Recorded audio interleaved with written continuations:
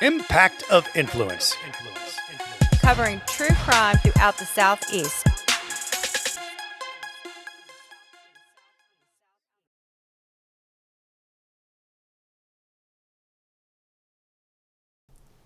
Hello, friend. So grateful you're going to spend time with us today, talking more about the Rose Petal murder trial in just a few. But Seton Tucker, tell them how they can join the conversation. You can find us on Facebook at Impact of Influence. And there you go to the YouTube channel as well, part of the Evergreen Podcast Company, support our sponsors, and give us ideas and thoughts on what we do and maybe some other cases that you think that we might be interested in covering.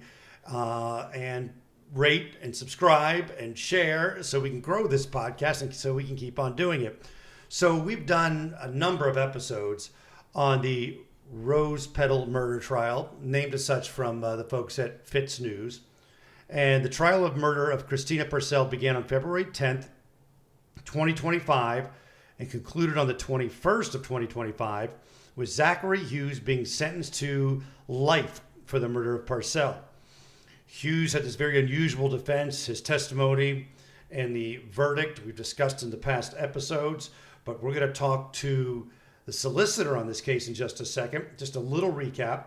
October 13th, 2021, 41-year-old Christina Parcell found brutally murdered in Greer, South Carolina. Parcell had suffered 31 stab wounds, and Fitz News dubbed it the Rose Petal murders because there was petals, rose petals, scattered around her body. And there was all this outpouring of kind words about Christina. Shortly after her murder, Parcell's fiancé was arrested, but not on charges relating to her murder. Parcell had also been involved in a contentious custody battle with the father of her child. Eventually, an arrest was made in the murder of Christina Parcell, but it was not her fiancé, it wasn't the father of her child. It was Zachary Hughes. Horrific story, involves murder, allegations of criminal sexual misconduct with minors, and buggery. And we really want to know what the solicitor was thinking during this. What was his strategy? And when Zachary Hughes took the stand, well, we know that you were in the crowd watching this. It was a jaw-dropping day. And so, what did the solicitor think? We bring him in now to discuss. With us, Wallter Wilkins. You went to the USC Law School. He, in 2008, was a U.S. State's Attorney for the District of South Carolina. 2010, Solicitor of the 13th Judicial Districts. That's when he began the run there, and he still is the Solicitor in the 13th Judicial Circuit. And Seton says the most important thing is that he went to Wofford College, and she thinks that's the most important thing because that's where she went and her husband Len went. Yes, go Terriers. Dogs all the way. And so there will be stories in our off-the-air edition of the stories that they're not any Len stories. and Tucker. No stories to be told. Let's take your route. How did you end up being in the state's attorney's office and the solicitor's office? Was that your goal out of law school? No, it really wasn't. I took sort of a different path than a lot of my colleagues. I come from a family of lawyers, and traditionally to go in and practice law, my father was a prosecutor. He was the prosecutor in the 13th Circuit here in 1974 to 1981. Wow. And so it has been an honor to fill those shoes. But out of law school, my first job was with Lockheed Martin in Cordoba, Argentina. And so I literally took the bar in July and packed my bags, jumped on a plane 2 weeks later and landed in Cordoba, Argentina, and started a job as sort of a baby lawyer inside their corporate office, dealing with contracts involving airplane manufacturing. What a cool experience to travel while you're young. And did your parents like your choice on that? You know, they were a little scared about it. You know, back then, this was 1999. No one really knew too much about, what Argentina was and what was going on. And I wasn't ready to quite settle down and really grow up yet. And so I got to go down there and have a wonderful experience and learned so much. Learned a lot about the law, but about the world and about the international space that sort of we all live in now. And it was a great experience. Well, we just are coming off of the trial of Zachary Hughes, and I attended. It was really just such a wild case. And I was talking to some of the other media, and they felt the same way. A lot of them are very seasoned, reporters who've covered lots of different trials, and several of them said this is the craziest thing that I've ever heard. Have you ever had a case where the defendant got on the stand and admitted to killing the person they're on trial for killing? It was a unique case in so many aspects. Just from the preparation side, we had to plan for so many contingencies because we didn't really know what was going to happen. In addition to preparing quite a complex case, I mean, the amount of information that we had to sort of go through was over 4 terabytes of information, and there Wow. were so many side stories to this case. And so many varied issues based on the potential defenses. It took a lot of preparation. And then having somebody testify the way that Zach Hughes testified was surreal. To be able to get up there and explain in detail the horrific stabbing and death of the victim, Christina Parcell, was so surreal that at one point during it, I looked over at my co-counsel and I said, is he really saying what I think he's saying? And he looked at me and goes, I think he is. I And think so everybody's mouth were there. All of our mouths were on the floor while he was testifying. Like, he really just said that.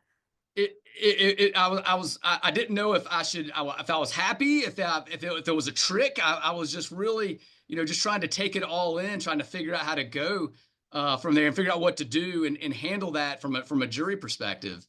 I want to go to the beginning. So your opening statement. At this point, you don't know that the defense is not going to make a statement, right? You don't know anything. You don't know what their defense is going to be. Nothing. Or Hughes is going to testify at all. Yeah, you know none of that, right?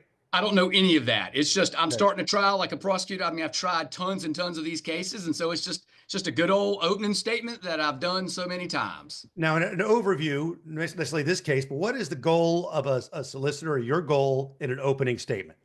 So there's a couple of goals from my perspective. Number one, I want to show the jury that I'm sort of in charge of the courtroom, that I'm going to let them know sort of how this case is going to go, how we're going to present the facts, sort of the rules of the court a little bit. I kind of blow smoke up the judge's butt a little bit by saying that he's a little higher than we are, so he's really important, so that they'll listen to what he says, because the instructions in this case that he gave the jury were very important, because he excluded a lot of evidence that I didn't want the jury to hear, that I didn't believe was relevant. The judge ultimately agreed with me, and I didn't want them deliberating while the case was ongoing, and I didn't want them searching the internet while things were going on, while the case was going on. So that was really important. So I want to make them sure that, hey, the judge is here and he's a big deal, and what he tells you is really important. And then, go ahead. No, go ahead. Your second point, because that's your first. Yeah, and then I really just kind of want to give an outline of the case, and kind of give them a little splash of what's to come. But I don't like to give a lot of specific details. I just kind of want to say, look, here are the players. These are the names that you're going to hear. And we got a lot of stuff. And you need to listen to what's in that stand or this evidence that I present. And that's what I want you to focus on. Do you write it out word for word or like bullet points? A couple of bullet points, but I'm not a big write it out and read it. I like to just kind of flow. Okay. I just get up and start talking. Right. Sometimes it works out for me. Sometimes it doesn't. Well, let's talk about the decision that before the trial started, the judge said, we are going to keep out the evidence of child sexual abuse materials. Explain why you think that was the right decision by the judge. Certainly. So that was one of the biggest legal issues inside this particular case. And so once Christina Parcell, after her murder, 6 days later, her fiancé was found with a large amount of alleged child pornography material. In that material, there's also allegations that some of the material involved the victim and her daughter. But that information was not located until after the murder. And so everything that happened after the murder didn't seem very relevant for this case as to who killed Christina Parcell and why.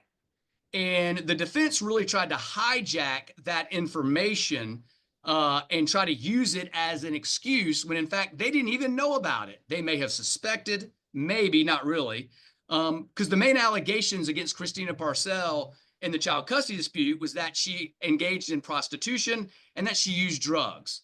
but there was never any discussion regarding Oh. criminal sexual conduct towards a child between her and her fiance, Brad Post. And so we argued to the judge that it was not relevant information because it had nothing to do with who killed Christina Parcell, and that's the ultimate question that we had to prove to a jury. And then they wanted to have some sort of defense that the judge found was not available. So it's kind of connected to that issue. Is they wanted to say, well, he was defending the child at that time because of the sexual abuse or the alleged sexual abuse, and that didn't. The judge found that it really would confuse the jury.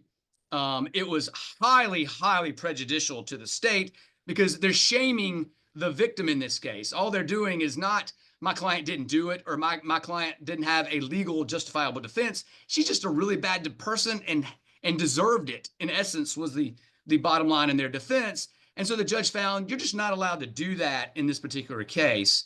And I think he was right in excluding that, because had he allowed that in, I would have then been prosecuting Zach Hughes, and then I would have been defending Christina Parcell and Brad Post against sexual exploitation of a minor allegations in the same case. And that's typically not permitted. So I wanted something you said there. So you don't think that the murderer, Zachary Hughes, was aware of the child sexploitation stuff prior? There is zero evidence that he had any conclusory evidence. Let me just say, there was no evidence in anybody's possession, law enforcement, John Mellows, Zach Hughes, the prosecution. Nobody had any evidence of that until 6 days after the murder, when Brad Post's phone was downloaded after we obtained it after his second interview, served a search warrant on his phone. He brought his phone with that material to an interview at the law enforcement center, and we served a search warrant on his phone, and that's where they discovered what law enforcement continues to believe is child pornography. Because the one thing we had been hearing was that they found some of this material at the murder scene, but that is not true. Oh, wow. Okay. Yeah. There was never any child pornography information or evidence at the murder scene on Christina Parcell's phone. None of it related to Christina Parcell. 100% of the material was found on, and I say the alleged material. Yeah, because he's not been convicted. Because it has not been proven in a court of law yet. Right. Yeah. Yes. On Brad Post's phone and other devices that were in the sole possession of Brad Post. Okay. Well, I want to get back to Hughes's testimony. The judge instructed Hughes multiple times that he could not bring up these abuse allegations, and he blurts out during his testimony several times. He makes these comments. Did you think that at that point that the trial might end in a mistrial? What was your thought process as he was basically refusing to follow the judge's instructions by not bringing this stuff up? Well, it gave me an insight as to what he was trying to do through his testimony. And he was trying to present what we call a jury nullification defense, meaning I'm going to show you that she was such a bad person that maybe, just maybe, you can't find just one of you just not find me guilty of my actions, and that maybe they were justified because she was such a bad person in his eyes. And wrongly so. She was not a terrible person. It's a very complicated situation. But once he started doing that, all I could do was object, which I don't like to do in front of the jury because it highlights exactly what he's saying. And they kept getting taken out of the courtroom at that point. They certainly did. And then he would even say, and they have the state has the evidence and they're hiding it from you. And in the jury questionnaires that we've gotten back thus far from 5 or 6 jurors, they all mentioned the fact that they didn't like the fact that the state was not disclosing all the information related to the trial, and that they felt they should have all the information. So it was certainly not helping my case. And he was certainly sort of winning in that regard. If his goal was to attempt to nullify the jury or try to put in the evidence that her killing was an okay thing or was some sort of justification, he was successful in getting that in. Well, Okay, I'm going to talk about something you just mentioned there, which is it every case where jurors fill out a form afterward, like you were talking about? It is our policy. I send them out. Yes, every case we try, we send we send them a letter and asking them to answer these questions. And sometimes they fill it out, and sometimes they don't, and they'll send it back in. It just gives us insight as to how we Sure. did, what we can do better, what they liked, what they didn't like. Just so we're always learning. Okay, so you send them out, doesn't mean you're going to have to, there's no obligation for them to answer them, or that's not like part of the deal. No, it's completely voluntary. Okay, that's interesting that you do, because I guess it gives you a chance to analyze your work and see what hit and what didn't. And also, I have 60 lawyers that work for me, so I like to know what the juries think about my other lawyers as well. Oh yeah, there you We go. do it in every single case. Give me 5 stars, please. What do you got next? Okay, so your cross of Hughes, you only asked one question. Tell our listeners what that was and what was your strategy in only asking just one question. So as as the direct examination was going on, you saw that I had to object. I think I had to object 3 times, remove the jury. Zach Hughes was held in contempt by the judge and given a 6-month sentence because he refused to comply. And I even had to pressure the defense counsel that said, at this point, Your Honor, they're asking somebody questions they know is going to violate your ruling. And they can't do that. And they're going to be in trouble if they do. And so they started, I think, kind of sweating a little bit there because it was beginning to get, very, very stressful inside that courtroom. And Zach Hughes didn't care. But what he did successfully is he kept me from going into a cross-examination that I've dreamed of for 20 years. And a defendant getting up there and talking the way that he did and describing in detail this horrific murder and the pre-planning and the premeditation involved and the cover-up and the cleanup. I mean, I was ready to be there for days. I mean, we were going to start with stab number 1 and we were going to end on stab number 35 2 hours later, I promise you. And until the jury, I was going to go until I felt the jury just couldn't handle anymore. Right. Because I had so much, but he kept me from engaging in that. It was quite smart. I mean, he's had 3 years to think about, how am I going to put this presentation together? What am I going to say? And it was very well rehearsed. And he kept me from being able to do that because every question that I ask, he is going to follow it with, but Christina Parcell engaged in XYZ. Christina Parcell is a bad person. Christina Parcell deserved to die. Whatever it is he wanted to say. And so we spent a couple of hours that night going through, and I had it down to 17 questions that I felt like I needed to get because the jury got a lot from him. I mean, he told me things I didn't know. He told me, I didn't know he had a gun. I would have no reason to know that. Told me he threw him in a pond on the way back up to the mountain house where he cleaned up. And you so didn't know any of that. I had no Oh, idea. wow. About any of I didn't that. realize y'all didn't know that ahead of time. Like, Now it makes sense that you didn't, but wow. Yeah. Right. Because he had never given a statement. And so and then he told me, about what he did inside, and he used the flowers as a ruse. I think they were multi-purpose more than a ruse. I think there was an artistic flair to those roses because they were placed around too strategically for them to just be thrown down because they were all broken off. As just someone attending, I agree. When I listened to that, it just did not add up in my mind because we saw the pictures of the flowers, Yes. and just didn't seem like it went down exactly Like they were just thrown there. as he said. Yeah, like he said that there was some sort of scuffle and they looked cut. It just didn't seem like that made 100% sense. Absolutely. I mean, as I said, it was some sort of sadistic, artistic elaboration of his murder scene, and I truly believe that at this point. But late in the night, I was sitting there and thinking, I've only got one question because he is going to manhandle me. And one of my lawyers said, and I wasn't paying much attention to Zach, like looking at him when he was testifying, but they said every time I objected, he would shoot laser beams through my head every time. And he looked very agitated at me and very upset. And as if he wanted a battle with me. He wanted to go toe to toe. And through, a lot of thought and thinking through how this cross-examination would go, my dream cross-examination, I came to the conclusion that he sort of won. He won. He kept me from getting my dream cross-examination. Yeah. The way that he structured this, because if he didn't care about going to jail and he didn't care about admitting all those things that he did, then he was going to keep me from getting to dive into those for hours and hours. And so I felt like I had one question, and it had to be a dang good question. It had to be a really good question. And just sort of thought through it.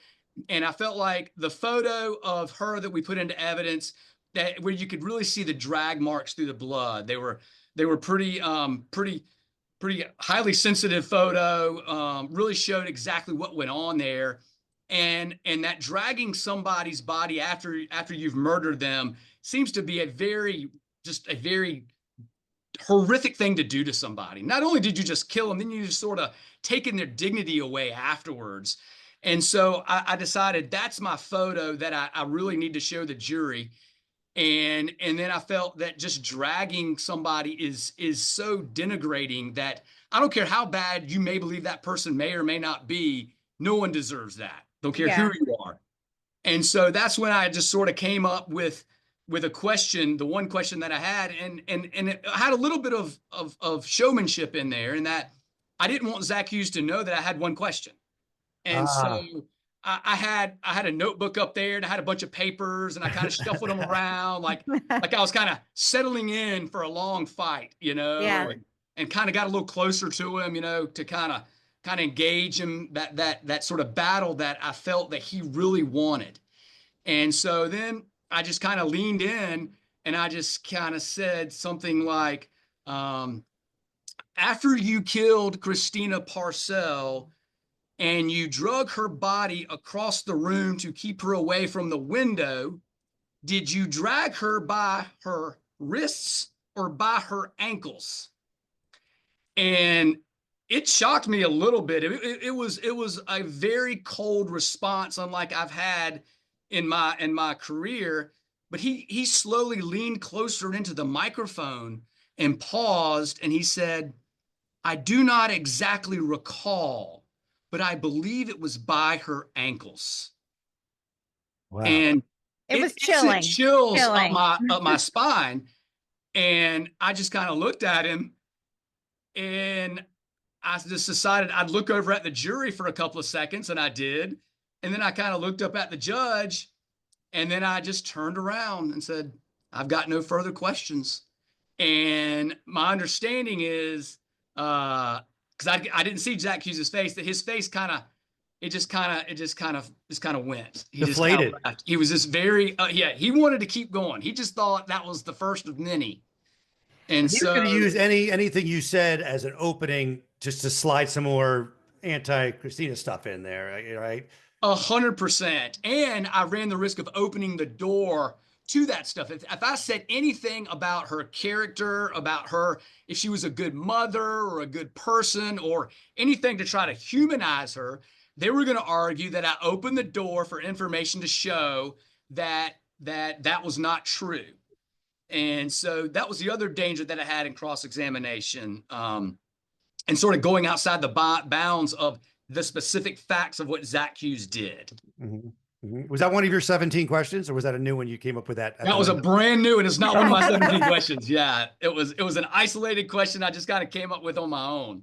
Well, let's talk about opening the door, because one of the things that was brought up was when the GLA testified, she was asked a question about who she would have recommended the daughter going with. And she said she would have picked Christina with the information she had at that time. And I think possibly the defense is contending that maybe that opened the door. What are your thoughts on that? Yeah, I don't think that we opened the door at all. And our entire theory of the case was that Zach Hughes killed her to help solve John Mello's child custody problem. And all the emails we have and all the WhatsApp conversations that we have, I believe, show that. And that's exactly what they did. They decided that it was easier. Well, they first attempted to try to defame her and denigrate her in the child custody case by making her look like a prostitute through the harassment documents that they sent out, or making her look like a drug addict. And John Mello made many, mad complaints to the guardian ad litem through emails that we had, stating those exact same things. But I think when they believed that he was going to lose custody, and remember, he's in Italy fighting this battle because he has charges pending. He didn't want to come back to the United States to face those. That was why Zach Hughes went and solved his problem. He went and was willing and able to murder her and did. And as a result of that, he was the only person left to get custody. And so by her testifying to that, I don't believe opened the door as to, we weren't trying to offer it to show that she was a good person or a bad person. We're trying to offer it to show that John Mello has a great motive to convince Zach Hughes through money or just through manipulation. That's up for debate at this point in time, to kill Christina Parcell, and he did. And so whether Christina Parcell was a good person or a bad person really had no relevance at that time. And I don't think asking that question opened the door. It's just, you talked about the manipulation or the money or whatever it was. The one thing he said was whatever, 2,000, then he came back with 5,000 or whatever. I'm like, why wouldn't he just offer the highest amount at the beginning? But like, if that's a true story, and you would think he would say, all right, well, what will it take? Not call you back and up it another week later. That's weird to me. Well, and what's really interesting is during, Hughes testifies about this money that was offered, and it was kind of worded a little bit weird. If you believe that the daughter was in danger, would you be willing to kill Christina? I don't know exactly. To me, the wording was strange. A lot of things about Hughes were strange. But Mello was arrested that day. Can you give us maybe a status update of what charges Mello is facing and where we are in that process? Certainly, yeah. So Zach Hughes gave us some great information. I mean, he gave us enough and so he's been indicted. He was indicted a couple of days ago. John Mello was, and so he's indicted for solicitation of a felony, and that is the offering to pay $5,000 and then $10,000 to Zach Hughes to kill Christina Parcell. And that came directly from Zach Hughes. And so that information is what we're using. We're doing a full financial investigation between John Mello and Zach Hughes as much as we can. So that investigation is ongoing. And then the other thing that Zach Hughes said is that John Mello gave him Christina Parcell's schedule for October 13th, 2021. And that is along with all the other information, the fact that they were talking to each other days before and after, and these hour-long conversations and everything they did before. But that is one of the bases for the accessory before the fact to murder. Giving him that information so that he could go over there and kill her is accessory before the fact to murder. It carries 30 years to life. And so John Mello has been charged with accessory before the fact to murder and solicitation of a felony as a result of Zach Hughes' testimony. Now, Hughes says he did not take any money from Mello, is what he said on the stand. But if you still offered it, that's a crime right there, right?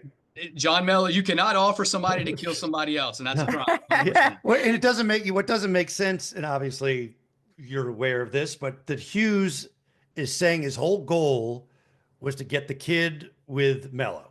That's his whole thing that he wants to play out. But then he kind of throws him under the bus where he'll never have custody of the child after what he said in the testimony. You're exactly right. Consistency, right? It's a huge inconsistency. It's something that we haven't reconciled at this moment in time, right? Because there were plea negotiations between myself and Zach Hughes' attorneys in return for the cooperation against John Mello, and he turned down any offers that I made to testify against John Mello in a trial if we were able to get charges and prosecute him. And then he gets on the stand and gives me exactly what I wanted. That's insane. Year and a half ago before the trial. That is so bizarre. It's so bizarre. And so I don't understand that issue. It just, and maybe I'll never understand that, but it goes to, I think, the coldness that we need to appreciate of Zach Hughes. He is, I called him a cold-blooded killer in my opening and in my closing. And I think the evidence, his testimony, and everything we presented proves that he is a cold-blooded killer, meaning he can kill and not feel guilt and remorse like many of us, the rest of us may in fact feel. He did. His testimony was for sure very icy and cold, and he's describing. It was chilling to hear somebody describe like all the preparation that went in. So obviously, forethought was not something that was going to be difficult for you to prove. But there was a lot of talk about malice and whether he had anger in his heart. And at any time, did you think it was going to be difficult to prove malice because Hughes really didn't know Christina? So malice is an interesting concept, and the defense took a very unique angle of malice, and they argue that it went towards intent, and so they tried to argue that if I'm so numb, or I'm not mad at her, I'm trying to do it for some other purpose, like save a child, then I don't have malice in my heart, and when I kill you, therefore I'm not guilty of murder. Well, that's absolutely ridiculous. Because malice aforethought is one, the premeditation side, which we had a ton of. So that's expressed malice right there. So just the premeditation is enough to find malice. But the stabbing somebody 35 times is impeccable evidence of an angry heart. I mean, if you weren't so angry, do you just stab her one time or two times or five times? I mean, where or if she need to kill him, do you shoot her in the head to be humane or something? Yeah, to be humane. I mean, well, that's what he said his original intention was until his homemade silencer did not work. So what would malice be like? What would malice be? Okay, well, like when is malice like used for the reason it's meant to be used? Like what would be an example? Yeah, so I mean, malice. I mean, in anything like malice can occur in a split second, so it doesn't have to happen. Over a long period of time. So you can have an altercation with somebody outside a bar and then pull a gun and walk towards him and shoot him. You have malice. You're malice, angry, right. even though there's other circumstances right there. But there's so much malice in his actions. It was unbelievable. And so in my closing, I tried to express it to the jury in terms of just because your heart is so cold that you can't feel anger or malice towards somebody doesn't mean your actions don't show it. And so actions speak louder than words. And so your actions are what proves malice. I can't go into somebody's brain and dig out exactly how they feel or their heart, but I can use their actions. And so this stabbing up close and personal fighting is malice all day and twice on Sundays. But also the premeditation is expressed malice as well. If you plan this stuff, you've got to have some sort of anger in your heart. Because killing without malice would be some sort of accident, right? Is that what usually is used? If you're recklessly driving and you run somebody over and that sort of thing, right? It certainly could. It can be gross negligence. It could also be heat of passion. The common example is I walk in on my spouse cheating. And I kill her paramour right there. Well, I'm not necessarily trying to go kill him through a depraved heart. I haven't built up anger. I'm in the moment right there. The heat of passion got over me because my wife's cheating on me or my spouse is cheating on you. So, which is voluntary manslaughter, which is a step down. I mean, you're still doing time. You're still getting sentenced. It's just not the murder one. Just not getting the murder one. And sentencing wise, there's a big difference between voluntary and murder. I mean, it's 1 to 30 for voluntary. It's 30 to life for murder, and murder is day for day. So 30 years murder is you got to do 30 years day for day. There's no good time or anything like that if you're convicted of murder. Did you ever think about not pursuing murder, doing murder? Was it murder one? Was that's a step down? Yeah. So we just have murder in South Carolina, and then the next step down would be voluntary manslaughter. Yes. Okay. Yeah. And did you ever consider that?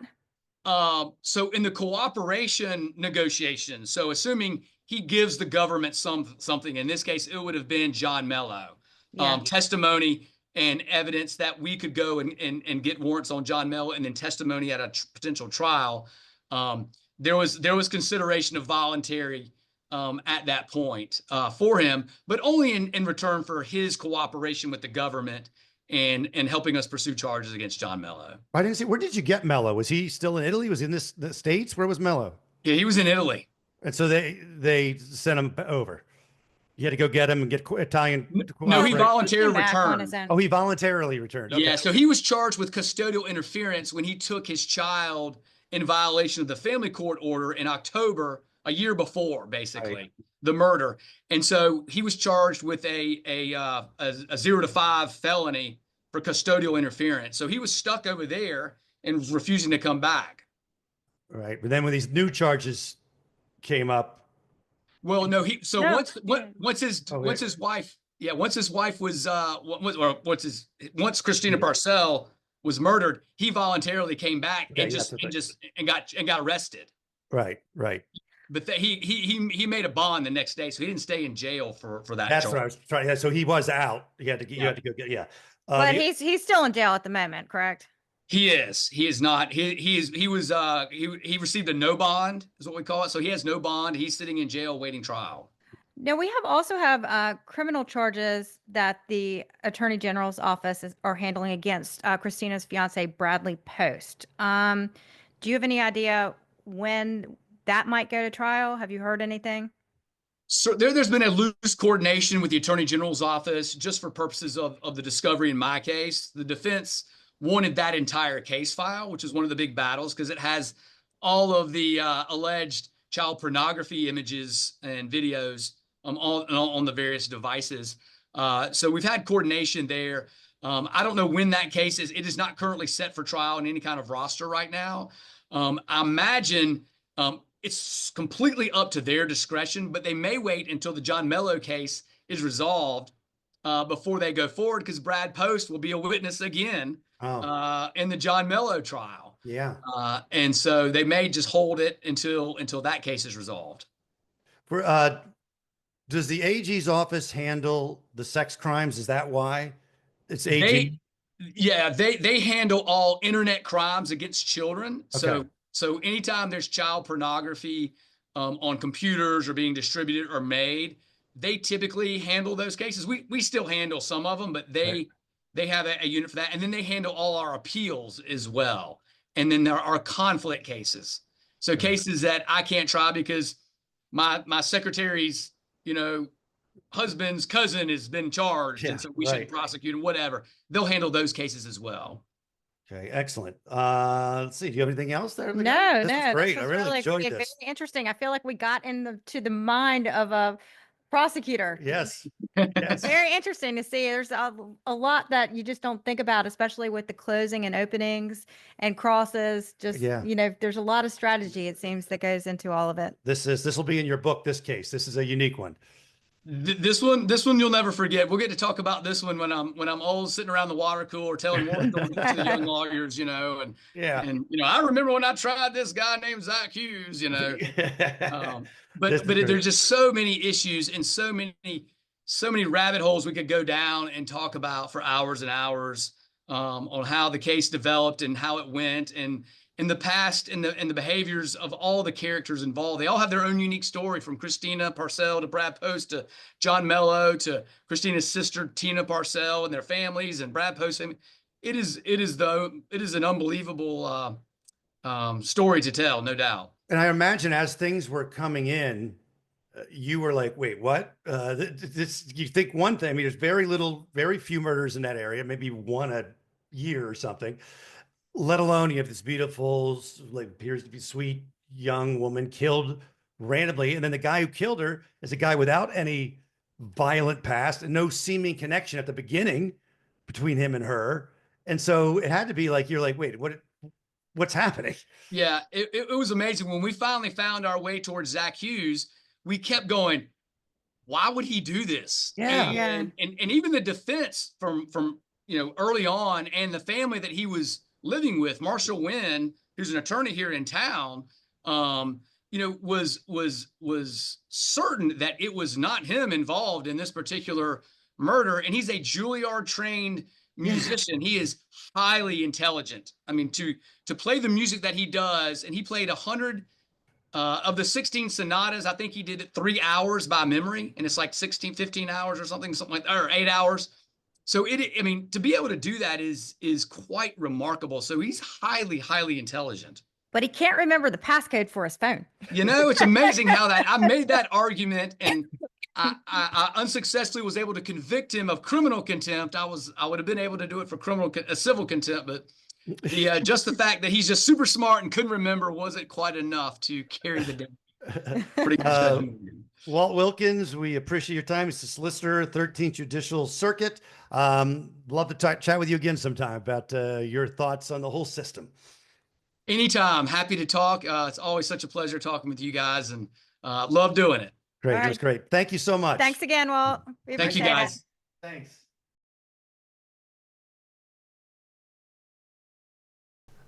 Love having your old college on the show with a Wofford grad right there. I know. It was so exciting. I'm not totally sure that he remembered me from college, but I think he knew my husband because they were fraternity brothers. Sure, absolutely. But he was really insightful. We have the best guests. I just have to say, I love having guests because who wants to hear us talk the entire time? I know that, my ex doesn't, and your current probably doesn't want to hear you talk the entire time either. Nope. But it was great. And if you want to be a guest, you've got some insight. Impact of Influence Facebook page is where you can join in the conversation. And if you're not an expert, just want to hear your opinion. And also you can go to the YouTube channel from the Facebook page and rate and share and subscribe so we can keep doing this. Support our sponsors. The Evergreen Podcast Company is who we do it all through. And we'll talk soon, friend.